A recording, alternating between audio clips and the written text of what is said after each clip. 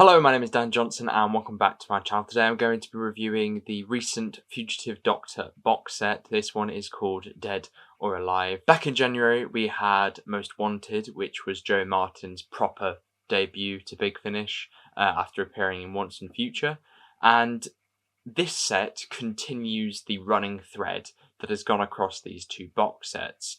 She is being pursued by a character called Cosmogon, and she is also trying to work out who she is and regain her memories. This time we have a missing Spitfire in time, a companion from a different life, and a vampire story by the Vampire King that is Tim Foley. It's been a big month on Big Finish for vampire fans, as well as 13th Doctor era fans, and of course Tim Foley fans, because we have had two releases that have both featured vampires and vampire-esque imagery. Episode 1 is really good. It's called Flying Solo. It takes place in World War II, and it is an element of history that you won't hear in schools.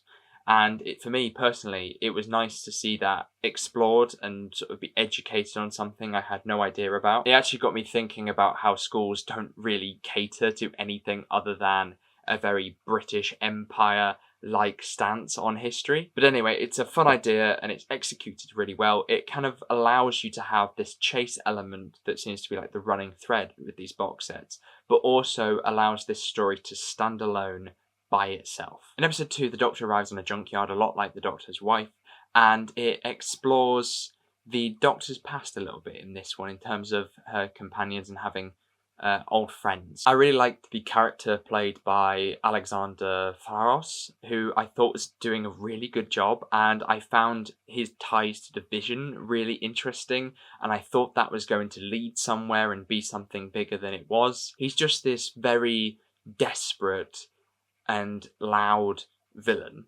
and even Cosmogon is terrified of him to some respect. And that's why I find this one a little bit underwhelming, because I think that there are things to be done here that just don't get explored properly within this short runtime. The parasite creatures I think are really cool. The setting, this companion and the Doctor's sort of relationship with this companion is really fascinating, but I do feel like the lack of information that they have to go on in terms of actually, things they can do with this Doctor in terms of their past, limits this one a little bit. Episode 3 I thought was really, really good. Obviously Tim Foley I think is an excellent writer and has done another excellent job with this script. The idea of the dark times and that still lingering in some fragments is something I really like, and it's explored really well here. It's a minor spoiler, I suppose. It's something that feels quite obvious and seems to be the intention from the very beginning, but having the Doctor and Cosmo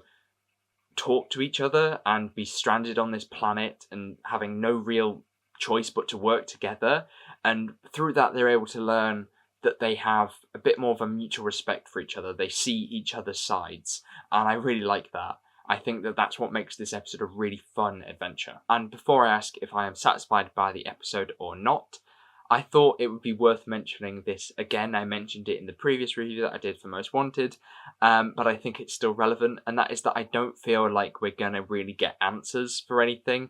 They seem to be in a sort of middle ground between we want to give you answers for things and there is something happening at some point with it, and we will get a form of answer, but I also think that I'm in two minds about that, because if you add that to the character and you have that character be fully understood, will the Fugitive Doctor then lose their uniqueness and part of their identity in terms of like being the Doctor that doesn't know who they are? Of course there are ways around that. You can get the Doctor closer to knowing who they are so that they can be more involved in the Division stuff, and as we don't have a proper conclusion for the Division, perhaps seeing how that was eventually extinguished, or if it even still is around, having the Doctor fight against them. As I've spent £50 so far on this range, I do feel like we're not really into the meat of the story yet, which I think is a bit of a shame. And finally, would I recommend this box set? And it's another yes. I really enjoyed all three of these stories. I definitely lean towards the ones that are a little bit of a bigger concept in terms of taking like something like vampires or Baba Yaga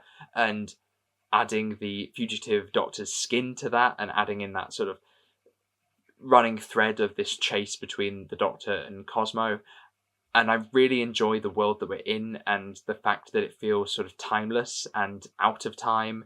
And with a Doctor that doesn't really know who they are, I do think that that concept needs elaborating on in some form, as I've talked about, because I don't want this Doctor to just be the Doctor that doesn't know. And I think that the more that we continue with box sets like this, I'm worried that that's going to happen. I don't have any faith to think that that's what they're planning to do, but it is something that's in the back of my mind while I'm listening to these episodes. And so, thank you very much for watching. Hopefully you did enjoy this video. If you did, make sure you give it a like, subscribe. If you are new, please go and check out my review of Vampire Weekend and, of course, the Fugitive Doctor's Most Wanted. I have a review next month of the Ninth Doctor Adventures Snare. I've been really looking forward to that one. That's also written by Tim Foley, in fact. It's a really exciting time to be a Big Finish fan at the moment. But until next time, thank you very much for watching, and I shall see you soon.